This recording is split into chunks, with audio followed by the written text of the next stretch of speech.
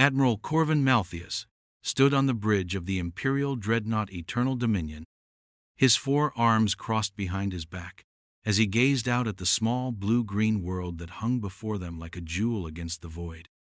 As Supreme Fleet Commander of the Caltharian Empire's Expansion Division, he had overseen the annexation of 47 primitive worlds, but something about this particular assignment struck him as almost insultingly routine. "Report on the target world," he commanded, his voice carrying the authority of 3 centuries of military service. Sub-Commander Yeltris, his primary intelligence officer, activated the holographic displays that showed the results of their long-range reconnaissance. The planet is designated Sol 3 by its inhabitants, who call themselves humans. Population approximately 8 billion. Technology level: primitive atomic fission, crude chemical rockets, basic electromagnetic communications.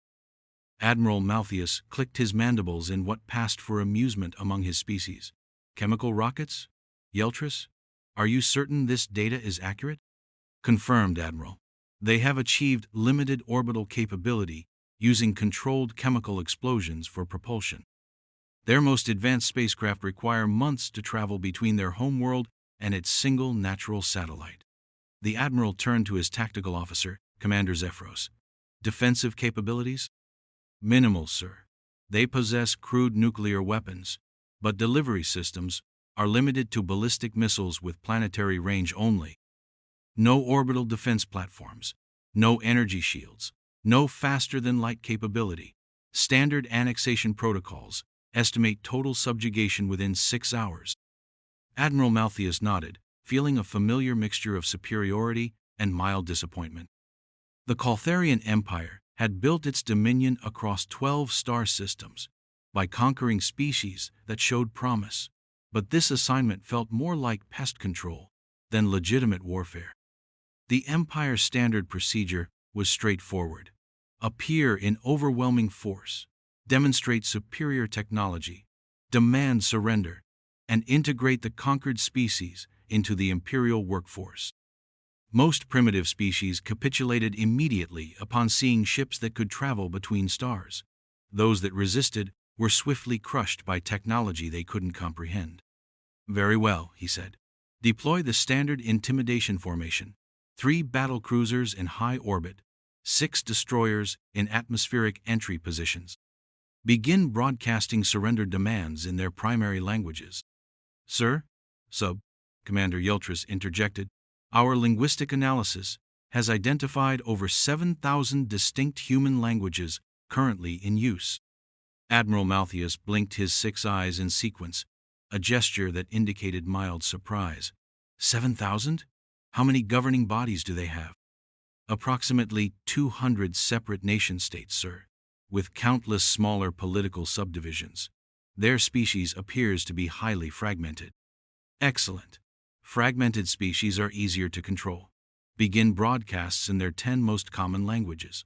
The message is standard: surrender immediately, or face annihilation." As the Imperial fleet moved into position around Earth, Admiral Malthius reviewed the intelligence files on human civilization. What he saw confirmed his assessment of primitiveness. They fought wars with chemical explosives, burned fossil fuels for energy, and had never achieved unified planetary government. They were exactly the sort of species that the Empire typically absorbed without difficulty. What the Admiral didn't know was that humanity had been monitoring his fleet since it entered the outer reaches of the solar system. Deep beneath the mountains of Colorado, General Patricia Hayes stood in the North American Aerospace Defense Command Center, watching displays that showed the alien vessels taking positions around Earth. As the commanding officer of humanity's most classified defense organization, she had been preparing for this moment for over 50 years. "Signal all black site installations," she ordered. "Execute Protocol 7. Authorization Hayes. Alpha 7-7." Around the globe, installations that didn't exist on any official records began powering up systems that had been hidden from public view for decades. Humanity's real technology developed in secret, using principles reverse-engineered from crashed alien vehicles and theoretical breakthroughs that official science wouldn't acknowledge for another century came online for the Prost alien vehicles. First time in anger. "General," reported Colonel Martinez from the communication station, "we're receiving surrender demands from the alien fleet. They're demanding complete capitulation within 1 hour." General Hayes smiled grimly. "Send them our response." The message that reached Admiral Malthius was brief and delivered in perfect Caltharian. "Thank you for your offer, but humanity must respectfully decline. We suggest you reconsider your position." The bridge of the Eternal Dominion fell silent. In 3 centuries of conquest, Admiral Malthius had never received a response quite like that. "Commander Yeltris," he said slowly, "how do they know our language?" "Unknown, sir. Our preliminary scans indicated no advanced communication technology." "And their response? They suggest we reconsider our position." "That appears to be accurate, sir." Admiral Malthius felt the first stirring of unease. Primitive species typically responded to contact with either terror or desperate attempts at negotiation. Polite declination, followed by unsolicited advice, was unprecedented. "Commander Zephyros, begin demonstration bombardment of uninhabited areas. Show them the consequences of resistance." "Aye, Admiral. Targeting desert regions with minimal population density." The first plasma bolts from the Imperial fleet lanced down toward Earth's surface, carrying enough energy to glass several square kilometers. The displays showed the weapons tracking toward their targets with perfect accuracy. Then something impossible happened. The plasma bolts simply stopped. Not absorbed, not deflected, not destroyed. They hung motionless in Earth's atmosphere like frozen lightning, their energy pattern stable but completely inert. "Tactical," Admiral Malthius said carefully. "Explain to me why our weapons are not functioning." "Sir, the plasma discharges appear to be held in some form of stasis field. I'm reading energy signatures consistent with dimensional manipulation technology." "Dimensional manipulation?" The Admiral's voice carried dangerous undertones. "That's a Class 7 technology. These primitives barely qualify as Class 2. "Confirmed readings, sir. The humans appear to possess spatial distortion capabilities that exceed our own understanding."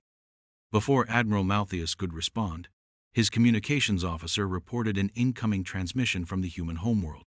"Admiral Malthius," came a voice speaking flawless Caltharian, "this is General Hayes, of the Terran Defense Command. We have your weapons safely contained. No harm has been done, but we strongly recommend against further hostile actions." The Admiral's mandibles clicked rapidly, a sign of severe agitation. "General Hayes, you will explain how you obtained dimensional manipulation technology." "We developed it ourselves, Admiral. We're quite resourceful when properly motivated." "Impossible. Our records show that your species achieved nuclear fission less than a century ago."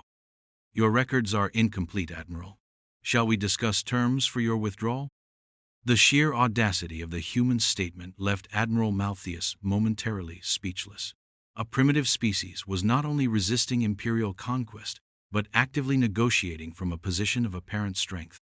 "Commander Zephyros," he said quietly, "full tactical analysis. I want to know exactly what we're dealing with." As the Imperial sensors conducted detailed scans of Earth and its immediate vicinity, the results that came back challenged everything the Empire thought it knew about technological development. The planet's surface showed signs of advanced manufacturing that had been completely invisible to their preliminary reconnaissance. Energy signatures indicated power generation at levels that exceeded most Imperial worlds. Most disturbing of all, their scans detected artificial structures throughout the solar system that seemed to appear and disappear as if they existed in multiple dimensions simultaneously. "Admiral," Commander Zephyros reported, his voice carrying undertones of disbelief, "I'm detecting what appears to be a defensive grid surrounding this entire star system. The technology involved, it's using principles I don't recognize." "Show me." The tactical display updated to reveal the true scope of humanity's preparations. What had appeared to be an empty solar system was actually a fortress of staggering complexity. Weapon platforms that existed in folded space, shield generators that created barriers across dimensional boundaries. Most impressively, a network of automated defenses that could respond to threats faster than any organic mind could process.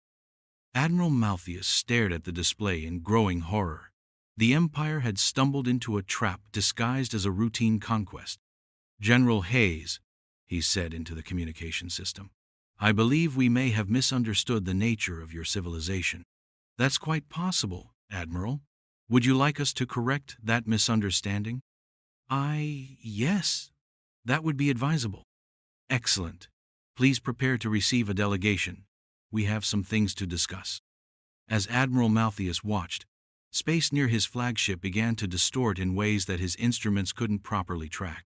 When the distortion cleared, a small human vessel had appeared beside the Eternal Dominion. Not approached, not decloaked, but simply materialized as if it had been assembled from the vacuum itself. For the first time in his long military career, Admiral Malthus found himself facing an enemy that was demonstrably superior to the forces under his command. The humans hadn't just resisted Imperial conquest, they had made it look like a children's game played by amateurs. And the real demonstration hadn't even begun yet. The human delegation that materialized in the Eternal Dominion's main conference chamber consisted of 3 individuals who appeared remarkably ordinary, despite representing technology that exceeded Imperial understanding. General Patricia Hayes, a middle-aged woman with graying hair and calm eyes, took the lead position. She was accompanied by Dr. Michael Chen, identified as a theoretical physicist, and Colonel Sarah Rodriguez, apparently their military liaison. Admiral Malthus entered the chamber flanked by his senior staff, expecting to conduct negotiations from a position of superior numbers and home field advantage. What he found instead was a delegation that seemed completely at ease aboard an alien warship surrounded by hostile forces. "Admiral Malthus," General Hayes said, rising from her chair with a slight smile, "thank you for agreeing to this meeting. I trust your accommodations are comfortable?" The Admiral paused, processing the subtle implications of her statement. By asking about his accommodations, she was implying that he was the guest rather than the hostile diplomatic inversion that suggested confidence in her position. "General Hayes," he replied carefully, "I confess that your technological capabilities have exceeded our initial assessments." "Yes, that does happen rather frequently. Please, be seated. We have quite a bit to discuss." As the Imperial officers took their positions around the conference table, Sub-Commander Yeltris activated recording systems to document the proceedings. What followed would become one of the most significant diplomatic exchanges in Imperial history. "General," Admiral Malthus began, "our scans indicate that your species possesses technology that should be theoretically impossible given your apparent development timeline. How do you explain this discrepancy?" Dr. Chen spoke for the first time, his voice carrying the precise intonation of someone accustomed to explaining complex concepts. "Admiral, your assessment is based on the assumption that technological development follows a linear progression. Humanity has discovered that necessity, creativity, and a certain amount of reckless experimentation can dramatically accelerate that progression." "Reckless experimentation?" "We have a saying, Admiral. If you're not making mistakes, you're not trying hard enough. We tend to approach problems from directions that more conservative species might consider inadvisable." Sub-Commander Yeltris leaned forward, his intelligence training focusing on potential weaknesses. "Dr. Chen, are you saying that human technology is unstable or unreliable?" Colonel Rodriguez answered with what Admiral Malthus was beginning to recognize as the human equivalent of predatory amusement. "Quite the opposite, Sub-Commander. We're saying that we're willing to try things that other species wouldn't dare attempt. The results speak for themselves."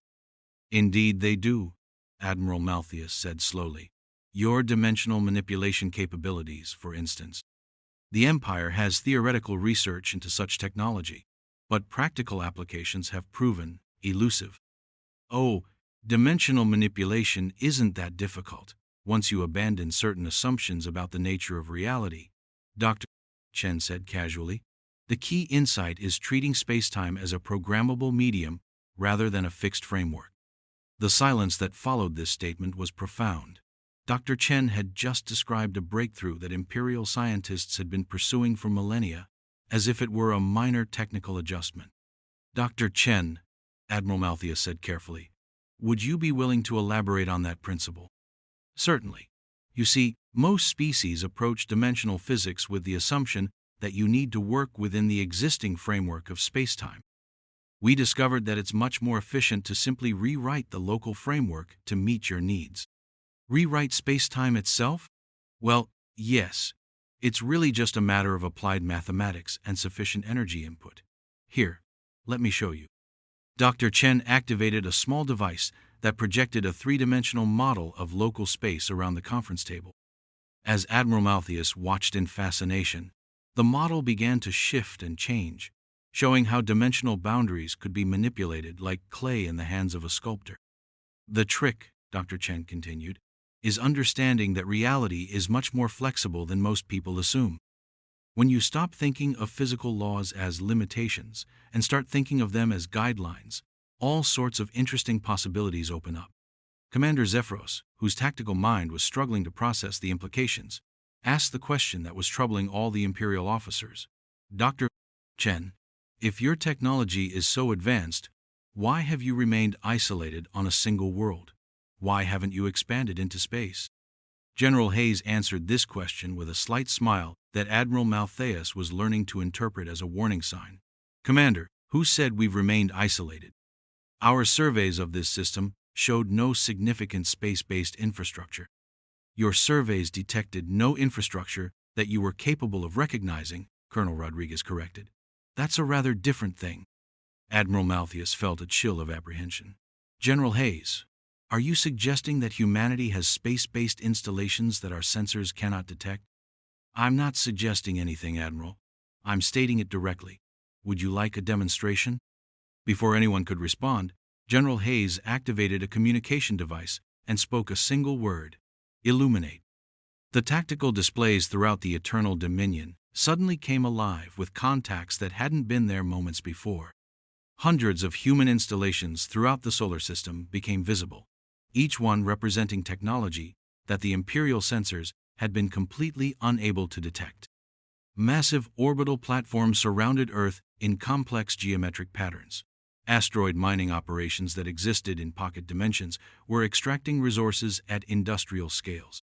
Most shocking of all, the Imperial fleet itself was surrounded by defensive installations that could have destroyed them at any moment. How? Admiral Malthus whispered. Phase-shifted construction, Dr. Chen explained helpfully. We build our installations in dimensional spaces that are parallel to normal reality, but slightly offset. They exist in the same location, but at different quantum frequencies. It's really quite elegant once you get the hang of it. Sub-Commander Yeltris was staring at the tactical displays with something approaching panic. Admiral, if these readings are accurate, humanity possesses industrial capabilities that exceed the entire Empire. The readings are accurate, General Hayes confirmed.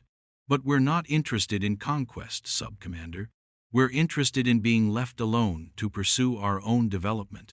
Admiral Malthus struggled to process the complete reversal of the situation. What had begun as a routine conquest had become a negotiation with a species that could apparently eliminate his entire fleet without effort. General Hayes, he said slowly, what are your terms? Simple, Admiral. The Caltharian Empire will classify the Sol system as off-limits to all Imperial activities. In exchange, humanity will continue to mind its own business and refrain from interfering with Imperial expansion in other regions.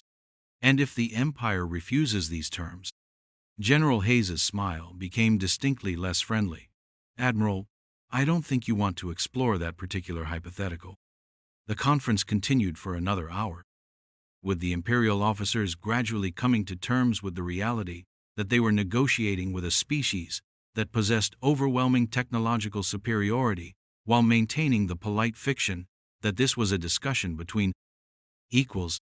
As the meeting concluded, Admiral Malthus found himself in the unprecedented position of agreeing to terms dictated by a species he had intended to conquer. But the alternative, facing the full extent of human technological capabilities, was too disturbing to contemplate. "General Hayes," he said as the human delegation prepared to leave, "may I ask one final question?" "Of course, Admiral." "How long has humanity possessed these capabilities?" General Hayes paused at the chamber's entrance, her expression thoughtful. "Admiral, humanity has been capable of interstellar travel for over 2 centuries. We've been monitoring Imperial expansion for approximately the same period. We've simply chosen not to interfere until now." The implications of that statement hit Admiral Malthius like a physical blow. Humanity hadn't just developed advanced technology, they had been watching the Empire's expansion across multiple star systems while remaining completely undetected. "Why reveal yourselves now?" he asked. "Because, Admiral, the Empire was starting to expand in directions that would eventually interfere with our long-term plans. We felt it was time to establish clear boundaries." As the human delegation vanished with the same casual disregard for physics that had characterized their arrival, Admiral Malthius found himself facing the most difficult decision of his career. He could report the truth to Imperial High Command and face the consequences of having discovered a species that made the Empire look like children playing with toys. Or he could find a way to explain why the conquest of Sol 3 had been postponed indefinitely, without revealing the extent of his force's humiliation. Either way, the Caltharian Empire's age of unchallenged expansion had come to an abrupt and embarrassing end. And the humans had accomplished it without firing a single shot. 3 days after the most humiliating encounter in Imperial military history, Admiral Malthius stood before the War Council of the Caltharian Empire, preparing to deliver a report that would fundamentally challenge everything the Empire believed about its place in the galaxy. The War Council chamber on the Imperial capital world of Calthex Prime was designed to intimidate, with massive columns supporting a vaulted ceiling decorated with images of Imperial conquests spanning 3 centuries. The 5 members of the council sat behind an elevated bench that required those who appeared before them to literally look up at their supreme authority. High Marshal Valderon, Supreme Commander of all Imperial forces, gestured for Admiral Malthius to begin his report. The High Marshal's scarred carapace and missing left arm testified to decades of personal combat in the Empire's expansion campaigns. "Admiral Malthius," High Marshal Valderon said, his voice carrying the authority of absolute command, "explain to this council why the conquest of Sol 3 has been indefinitely postponed." Admiral Malthius had spent the 3-day journey back to Calthex Prime carefully crafting his report. The truth was so extraordinary that he doubted even the War Council would believe it without substantial evidence. "High Marshal, the species designated as humans possess technological capabilities that exceed our initial assessments by several orders of magnitude." War Counselor Thaxes, the Empire's chief intelligence officer, leaned forward with obvious skepticism. "Admiral, our preliminary surveys indicated a primitive civilization barely capable of orbital flight. Are you suggesting that our intelligence was completely inaccurate?" "Not inaccurate, Counselor. Deliberately misled. The humans have mastered the art of technological concealment to a degree that renders our standard reconnaissance methods ineffective." Admiral Malthius activated the holographic display system and began presenting the sensor data he had collected during the encounter with humanity. The images that appeared caused a stir of disbelief among the War Council members. These readings show dimensional manipulation technology, War Counselor Zephyr observed, her scientific background allowing her to understand the implications. "Admiral, are you certain this data is authentic?" "Confirmed through multiple sensor arrays, Counselor. The humans demonstrated the ability to create stable dimensional pockets, manipulate space-time geometry, and achieve matter transportation without visible energy expenditure." High Marshal Valderon's mandibles clicked in the pattern that indicated deep thought mixed with growing concern.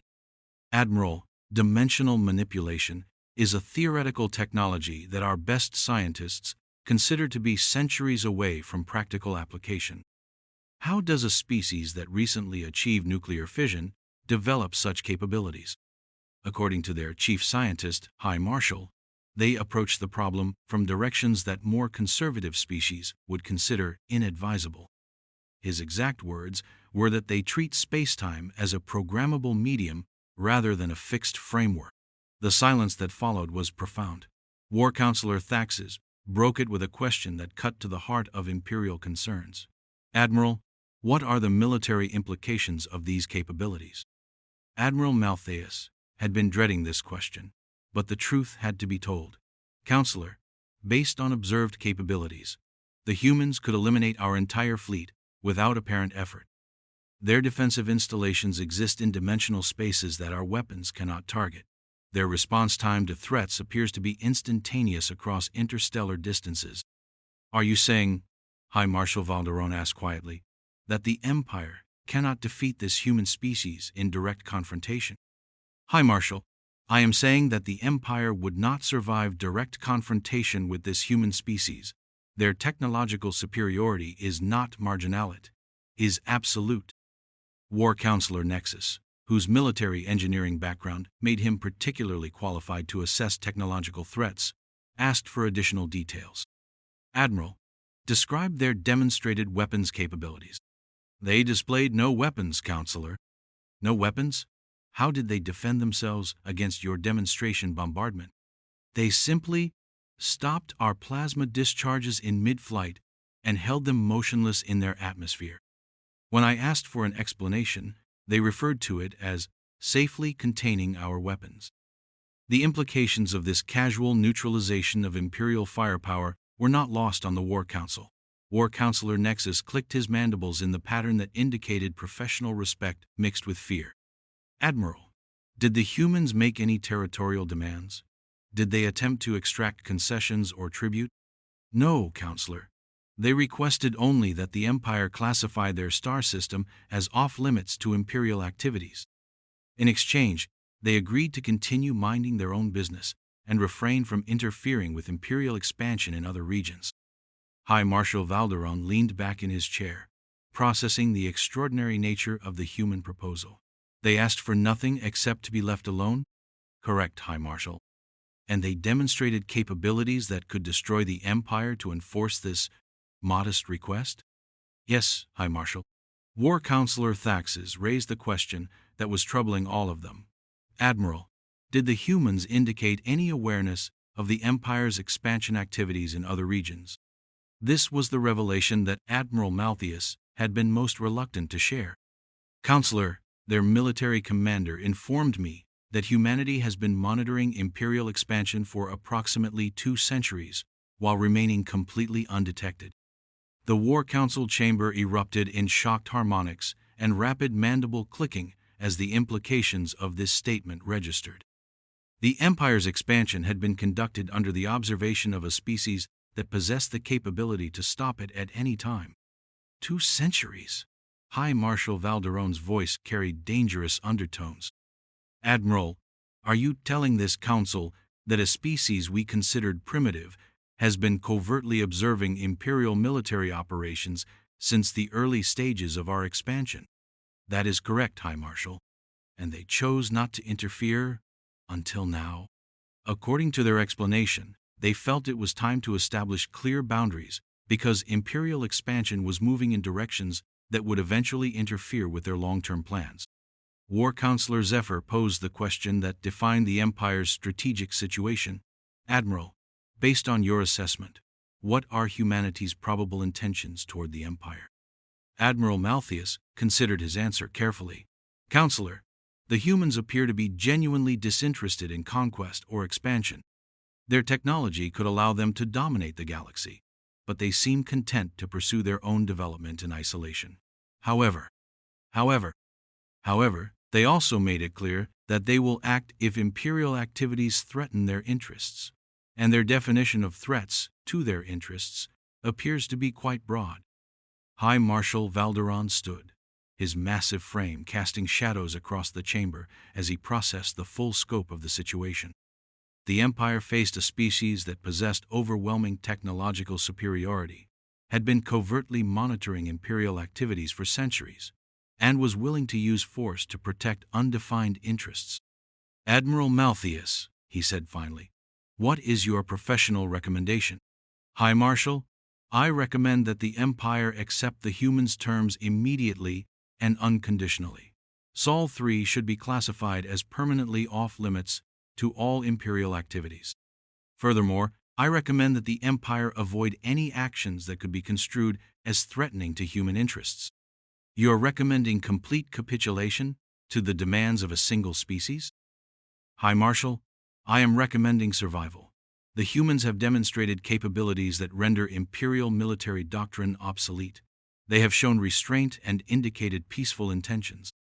Challenging them would be tantamount to species suicide. The War Council deliberated for 3 hours before reaching their decision. When High Marshal Valderon announced the verdict, it marked the end of the Empire's age of unchallenged expansion. The War Council accepts Admiral Malthius's recommendations. Sol 3 and its surrounding star system are hereby classified as Exclusion Zone Prime. All Imperial vessels are prohibited from entering the region. Furthermore, standing orders are issued to avoid any actions that could be interpreted as hostile toward human interests. As the session concluded, Admiral Malthius reflected on the profound irony of the situation. The Caltharian Empire, which had built its dominion through technological superiority and military might, had been humbled by a species that accomplished their objectives without violence, threats, or demonstration of superiority. The humans had simply revealed enough of their capabilities to make their position clear, then politely requested to be left alone. And in doing so, they had made the mighty Caltharian Empire look like children who had stumbled into an adult conversation and realized they were completely out of their depth. The most galling aspect was that the humans had clearly gone to great lengths to allow the Empire to save face. They could have destroyed the Imperial fleet, but instead they had contained its weapons. They could have made public demands, but instead they had negotiated privately. They could have humiliated the Empire before the galaxy, but instead they had offered a quiet arrangement that allowed both sides to maintain dignity. The Empire had been defeated so thoroughly and so elegantly that most of its citizens would never even know that the defeat had occurred. And Admiral Malthius suspected that was exactly how the humans had planned it. 6 months after the encounter with humanity, the effects of the Empire's first defeat were beginning to ripple throughout Caltharian space in ways that the War Council had not anticipated. Admiral Malthius, now reassigned to internal security due to his expertise in non-conventional threats, found himself dealing with problems that stemmed directly from the Empire's new policy of caution. The classified nature of the human encounter meant that only the highest levels of Imperial command knew the true reason why expansion operations had been suspended. To the rest of the Empire, the sudden cessation of conquest activities appeared to be a sign of weakness or internal political conflict. "Admiral," reported Commander Vextar from the Intelligence Analysis Division, "we're detecting increased activity among the Empire's client species. 17 systems have reduced their tribute payments, and 3 outer rim territories have begun organizing what appears to be resistance movements." Admiral Malthius reviewed the intelligence reports with growing concern. The Empire's dominion had been maintained through a careful balance of technological superiority and the perception of invincibility. The unexplained halt to expansion operations was undermining both elements. "Any indication that these resistance movements have outside support?"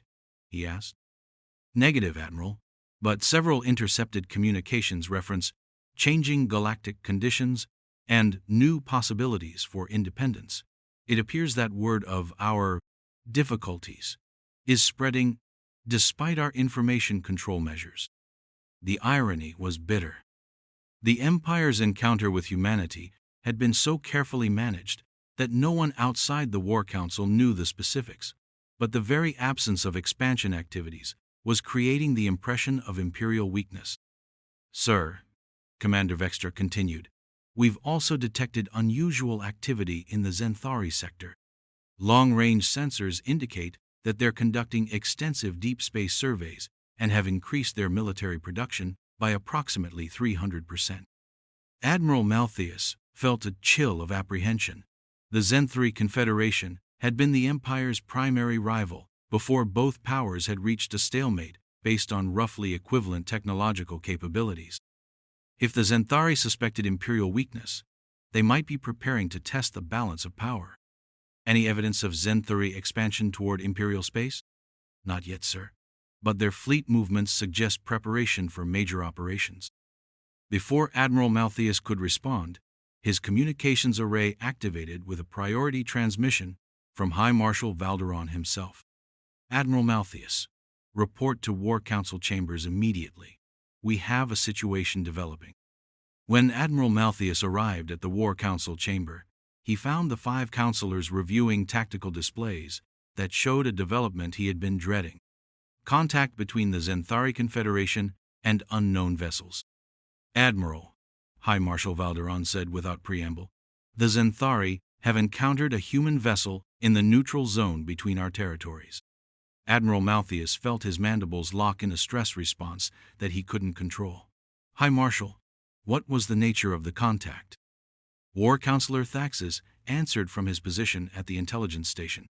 According to intercepted Zenthari communications, a single human ship approached their deep space survey fleet and requested a peaceful meeting. The Zenthari commander agreed to negotiations. Negotiations about what? Unknown, Admiral. The meeting took place aboard the human vessel, and the Zenthari delegation remained for approximately 6 hours. When they returned to their ships, the entire Zenthari fleet immediately withdrew to their home territory. The implications were terrifying. If humanity was making contact with the Empire's rivals, it suggested a level of galactic political awareness that went far beyond the isolated development that the humans had claimed. High Marshal, do we have any intelligence on what was discussed during this meeting? Limited, Admiral. But Zenthari fleet movements since the encounter suggest they are implementing major strategic changes. Their expansion operations have ceased, and they appear to be transitioning to a defensive posture. War Counselor Nexus added his analysis. Admiral, the Zenthari behavior pattern matches our own response to human contact almost exactly. Suspension of expansion activities, increased defensive preparations, and apparent reassessment of strategic priorities. Admiral Malthius understood the implications immediately. Humanity wasn't just making random contact with other species. They were systematically engaging with major galactic powers and producing consistent behavioral changes in all of them. Counselors, I believe we are observing a deliberate human diplomatic initiative designed to reshape galactic politics. Explain, High Marshal Valderon commanded. The humans demonstrated that they could monitor Imperial activities for centuries without detection. If they possess similar intelligence on other species, they could be conducting coordinated contact operations designed to establish boundaries throughout the galaxy. War Counselor Zephyr leaned forward, her scientific mind grasping the scope of what Admiral Malthius was describing. Admiral, are you suggesting that humanity is implementing a galaxy-wide diplomatic strategy? I am suggesting, Counselor, that humanity may be engaged in reshaping galactic civilization according to their own long-term plans. They told us they wanted to establish clear boundaries. What if those boundaries extend far beyond the Sol system? The War Council chamber fell silent as the members processed this possibility. If humanity was conducting similar diplomatic contacts throughout the galaxy, it would represent a level of strategic planning and coordination that exceeded anything the Empire had ever attempted. High Marshal, Admiral Malthius continued, I request permission to conduct a comprehensive analysis of recent political developments throughout known space. If my assessment is correct, we should see evidence of human contact with other major powers, followed by strategic behavioral changes similar to our own. Permission granted, Admiral. Report your findings within 72 hours. The analysis that Admiral Malthius conducted over the next 3 days revealed a pattern that confirmed his worst fears. The Hegemon Alliance had suspended military operations against the fringe territories. The corporate syndicate had halted resource extraction in disputed regions. The free colonies had begun coordinating their defensive capabilities for the first time in their history. Every major power in known space was exhibiting behavioral changes consistent with having encountered something that made them reassess their strategic positions. Counselors, Admiral Maltheius reported to the Emergency War Council session. I have confirmed human contact with at least 7 major galactic powers over the past 6 months.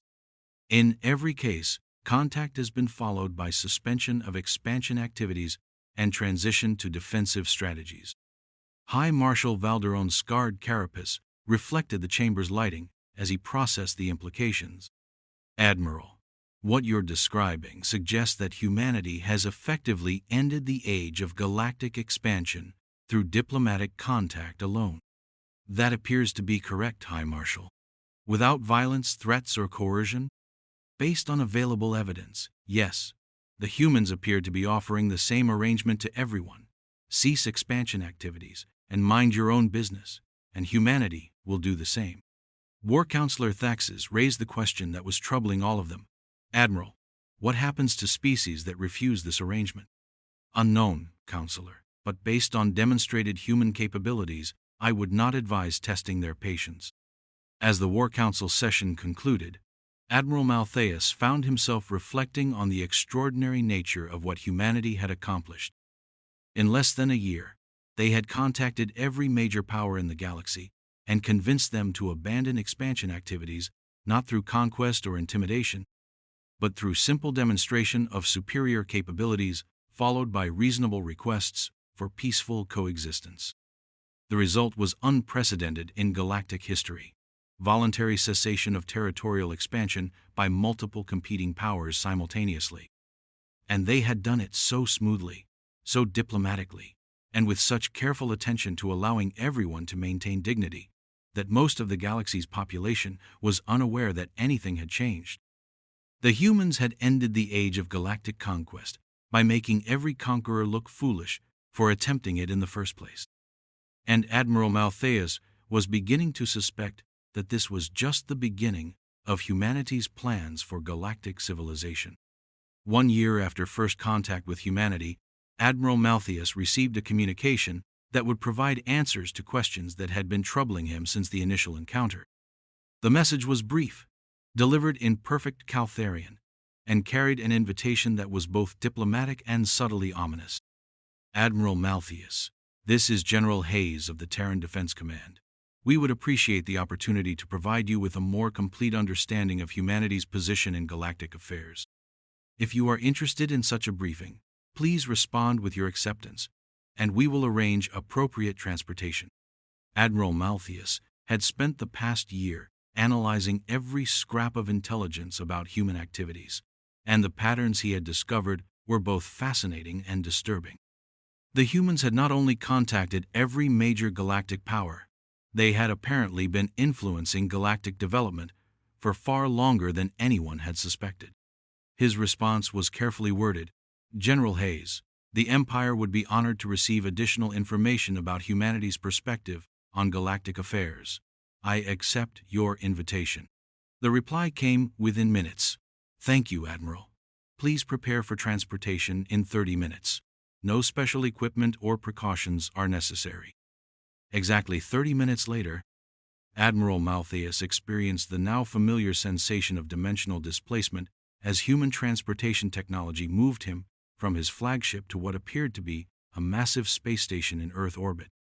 But as his eyes adjusted to the new environment, Admiral Maltheius realized that what he was seeing exceeded even his expanded understanding of human capabilities. The station wasn't just large, it was enormous, stretching across dozens of kilometers and incorporating architectural principles that seemed to bend space around them.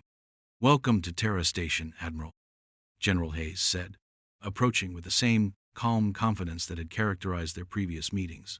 I think you'll find our briefing illuminating. General Hayes led Admiral Maltheius through corridors that seemed to extend much farther than the station's external dimensions should have allowed, past viewports that showed vistas of space that definitely weren't consistent with Earth orbit. General, Admiral Maltheius said carefully, your station appears to incorporate some unconventional spatial geometry.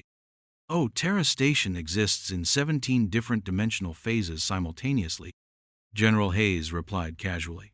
It's much more efficient than building separate facilities for each function. They arrived at a briefing chamber that was clearly designed to accommodate beings from multiple species.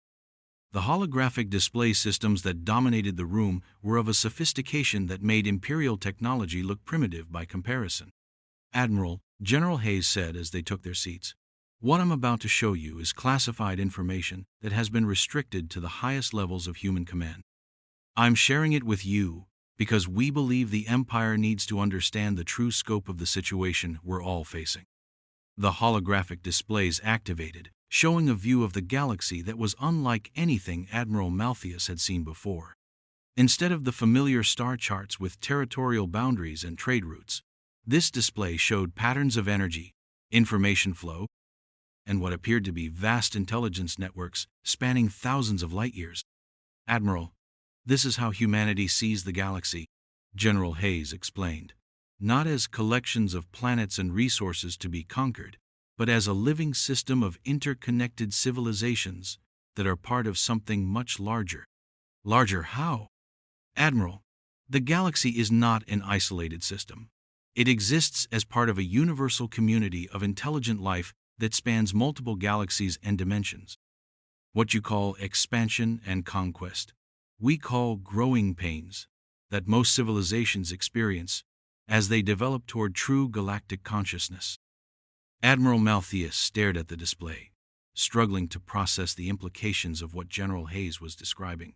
"You're saying that there are civilizations beyond this galaxy?" "Admiral, there are civilizations that exist in dimensions beyond current Imperial understanding. What's more important is that they're watching galactic development with considerable interest." The display updated to show energy signatures that appeared to be monitoring galactic civilization from distances and dimensional positions that were literally incomprehensible to Admiral Malthius. "These entities," General Hayes continued, "have been observing galactic development for millions of years. They're particularly interested in whether organic life can develop cooperative consciousness without external intervention." "And humanity's role in this observation?" "Humanity was contacted by these entities approximately 500 years ago. We were given a choice: continue our isolated development or accept responsibility for guiding galactic civilization toward cooperative consciousness." Admiral Malthius felt his understanding of reality reshape itself around this revelation. "You chose to accept responsibility?" "We chose to serve as shepherds, Admiral. Our role is to ensure that galactic civilization develops its potential without destroying itself through competitive expansion. So everything the encounter with the Empire, contact with other powers, the suspension of expansion activities, all of it was part of a plan to guide galactic development. All of it was designed to help galactic civilization recognize that cooperation produces better results than conquest. The entities watching our development are pleased with the progress so far." Admiral Malthius looked at the displays showing the vast intelligence networks that spanned the galaxy, finally understanding the true scope of what humanity had been doing. They hadn't just been hiding advanced technology, they had been implementing a galaxy-wide social engineering project designed to transform competitive civilization into something entirely different. "General Hayes, what happens to species that refuse to cooperate with this guidance?" General Hayes's expression grew serious. "Admiral, the entities observing galactic development have seen many civilizations fail to make the transition from competitive to cooperative consciousness. Species that insist on conquest and expansion eventually encounter limitations that result in self-destruction. And, if they threaten other species in the process, then intervention becomes necessary. But our goal is to prevent such situations through careful guidance rather than direct force." Admiral Malthius understood now why humanity had been so careful to allow the Empire to maintain dignity during their encounter. The humans weren't interested in humiliating other species. They were interested in teaching them that cooperation was more effective than conquest. "General, what is humanity's ultimate goal for galactic civilization?" "We want to help every species reach their full potential, Admiral. The galaxy contains incredible diversity of life and consciousness.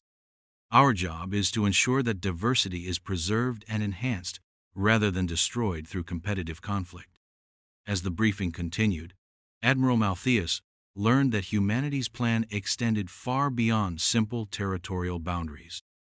They were working to establish communication networks between species, facilitate technology sharing that would benefit everyone, and create economic systems based on cooperation rather than exploitation.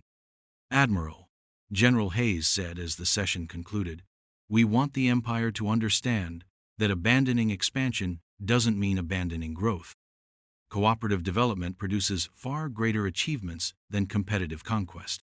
And if the Empire chooses to resume expansion activities?"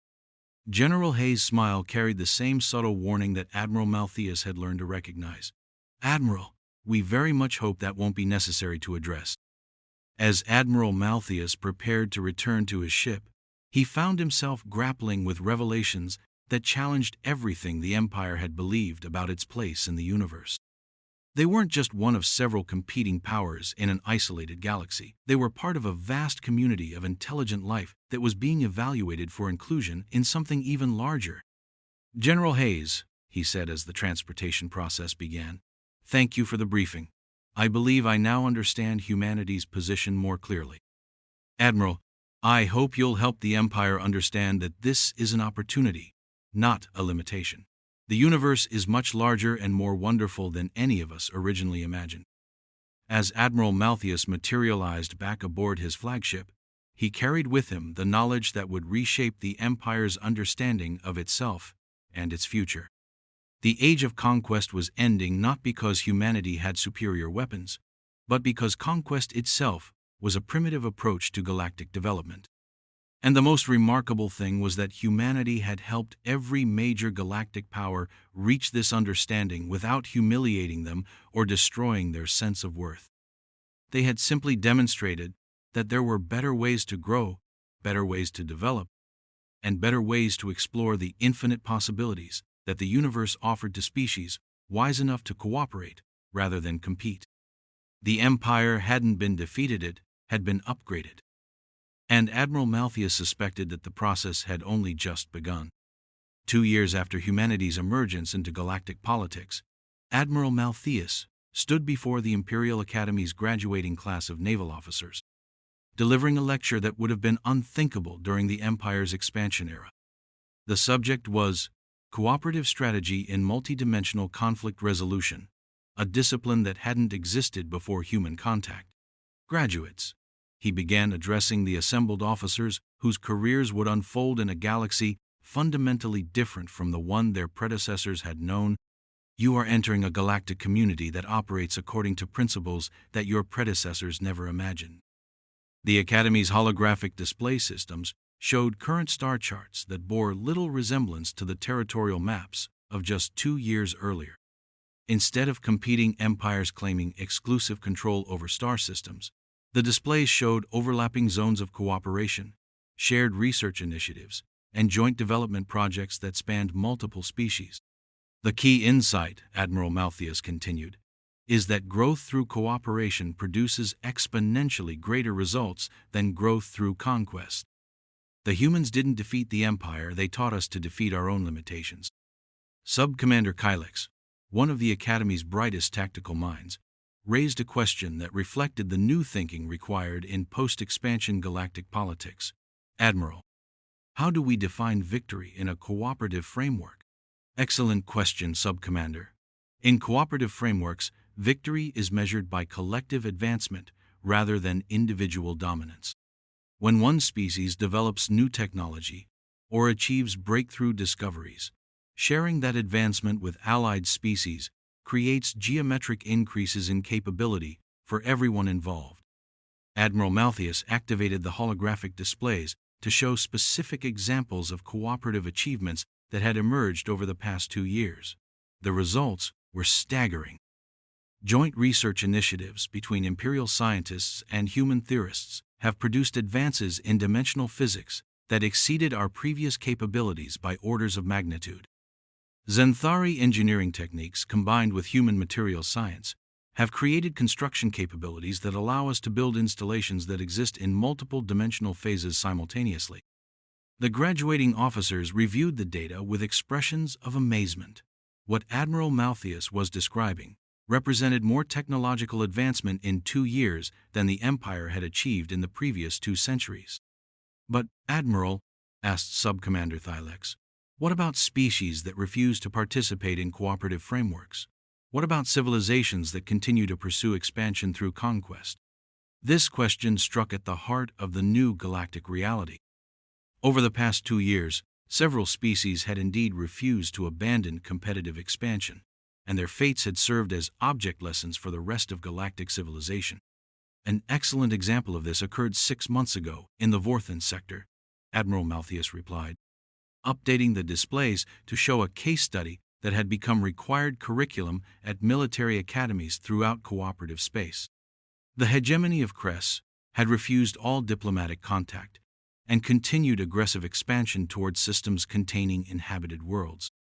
When peaceful intervention failed, humanity implemented what they called instructional containment.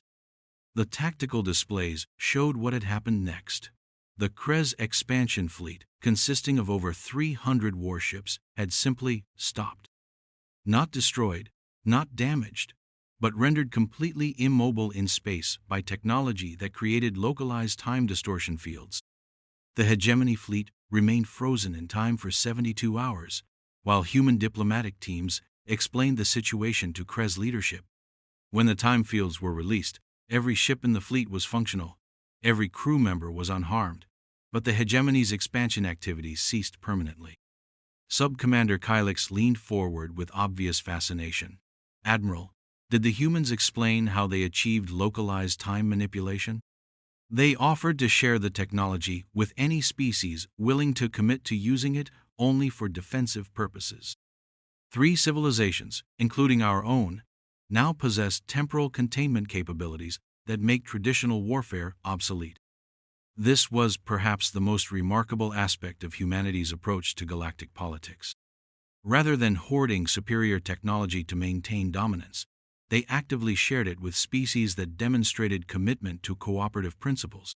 The result, Admiral Malthius continued, is that potential conflicts are resolved before they can escalate to violence. When every major power possesses defensive capabilities that render conquest impossible, the logical response is to pursue advancement through cooperation. As the lecture continued, Admiral Malthius outlined the new career paths available to Imperial officers in the cooperative galaxy. Instead of conquest fleets, the Empire now deployed exploration vessels that worked with other species to map interdimensional phenomena. Instead of occupation forces, Imperial troops served on joint peacekeeping missions that prevented conflicts between developing civilizations. Admiral, asked Subcommander Norrell, what is humanity's long-term vision for galactic development? According to their briefing, Subcommander, humanity's goal is to help galactic civilization prepare for eventual contact with the extragalactic community. Apparently, cooperative civilizations are eligible for inclusion in a universe-spanning network of intelligent species. The silence that followed this statement was profound. The concept of a universe-spanning civilization was almost too vast to comprehend, but the evidence of its existence was becoming undeniable.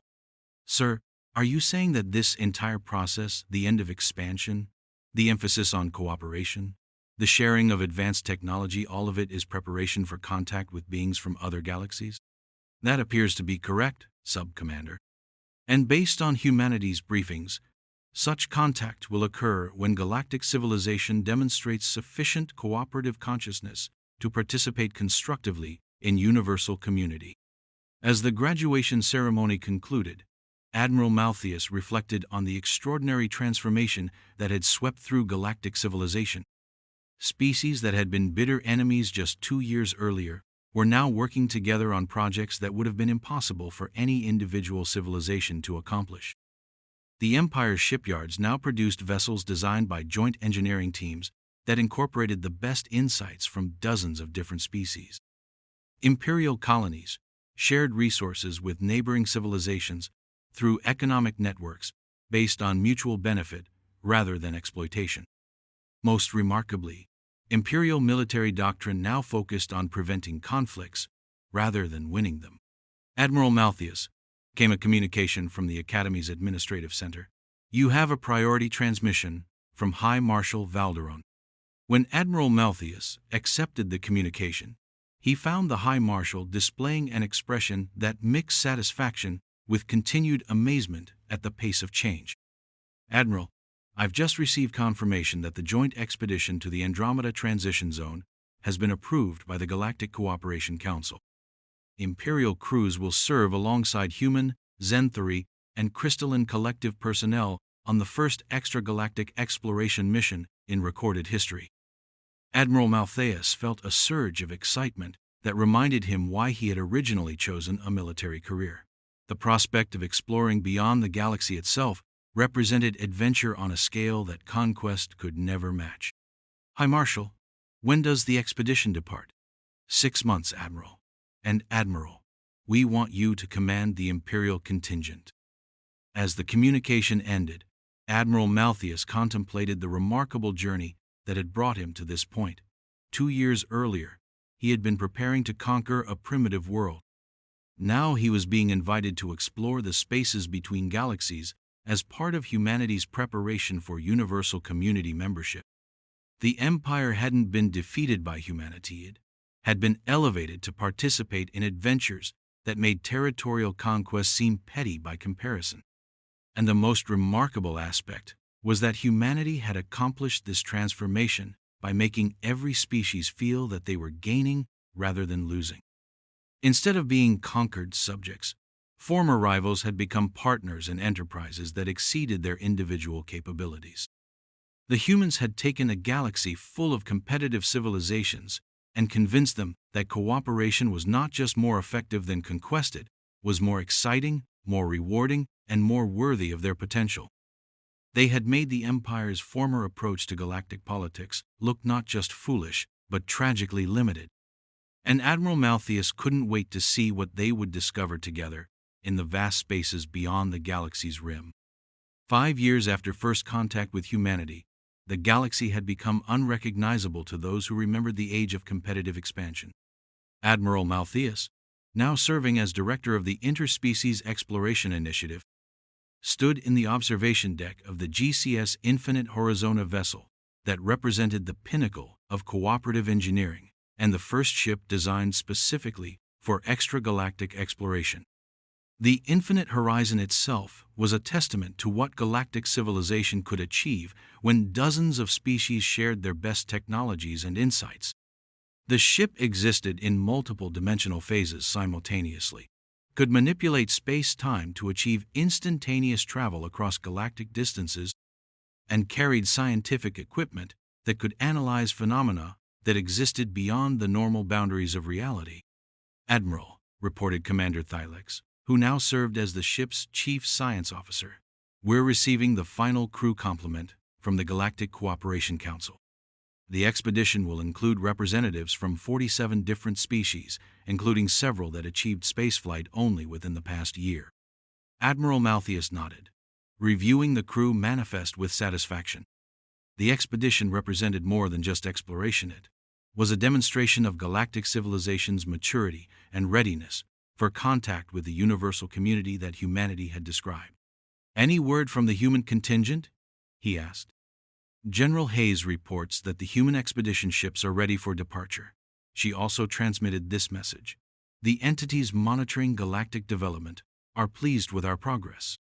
They look forward to formal contact upon our return." The implications of that message filled Admiral Malthius with anticipation mixed with appropriate humility. The expedition to Andromeda wasn't just exploration, it was an examination that would determine whether galactic civilization was ready for inclusion in something vastly larger than themselves. "Signal all ships," Admiral Malthius commanded. "Prepare for departure to Andromeda. Today, we take the first step toward universal community membership." As the combined fleet of exploration vessels began their transition into extragalactic space, Admiral Malthius reflected on the extraordinary journey that had brought them to this moment. The empire that had once measured success by conquered territories now measured it by cooperative achievements. Species that had been bitter enemies now worked together on projects that exceeded the capabilities of any individual civilization. Most remarkably, every species in the galaxy had discovered that abandoning conquest didn't mean abandoning growth, it meant accelerating it in directions they had never imagined possible. The humans had accomplished all of this, not through superior weapons or intimidating demonstrations of power, but through patient diplomacy, generous sharing of knowledge, and unwavering commitment to helping every species reach their full potential. They had made the old way of doing things look not just ineffective, but absurdly limited. As the fleet emerged from dimensional transition into the space between galaxies, Admiral Malthius watched displays showing vistas that no galactic civilization had ever seen before. The universe was vast beyond imagination, filled with wonders that competitive civilizations focused on territorial expansion would never have the wisdom or unity to explore. "Admiral," Commander Thylex reported with awe in her voice, "we're detecting artificial structures in the intergalactic void. The energy signatures. They're consistent with construction projects on the scale of galactic engineering." "The universal community," Admiral Malthius said quietly. "We're seeing evidence of civilizations that build across galaxies the way we build across star systems." As the exploration fleet moved deeper into intergalactic space, sensor readings confirmed what humanity had been preparing them for. The universe contained a community of cooperative civilizations that spanned multiple galaxies and operated according to principles that made territorial conquest not just ineffective, but irrelevant. "Admiral," came a transmission from General Hayes aboard the human expedition flagship, "we're being contacted by entities from the universal community. They want to welcome galactic civilization to the next stage of development."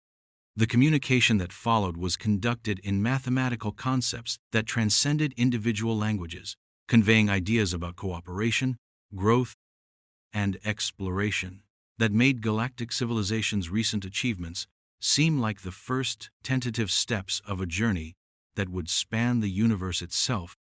As Admiral Malthius participated in humanity's first contact with universal civilization, he found himself understanding the true scope of what the humans had accomplished. They hadn't just ended the age of galactic conquest. They had prepared galactic civilization for participation in adventures that made conquest look like a child's game. The Empire hadn't been defeated 5 years earlier. It had been invited to join something infinitely greater than anything its leaders had ever imagined. And the humans had made it all look so easy, so natural, so obviously the right thing to do that every species in the galaxy now wondered why they had ever thought territorial expansion was an adequate goal for a truly advanced civilization. They had made the Empire and every other competitive civilization in the galaxy look like fools for settling for conquest when cooperation offered the universe itself. As the fleet continued its journey into the vast spaces between galaxies, Admiral Malthius smiled with the satisfaction of someone who had lived to see his species take its place in something infinitely larger and more wonderful than anyone had dared dream. The age of galactic isolation was over. The age of universal community had begun. And it had all started with a simple message from a species that everyone had underestimated. "Thank you for your offer, but humanity must respectfully decline."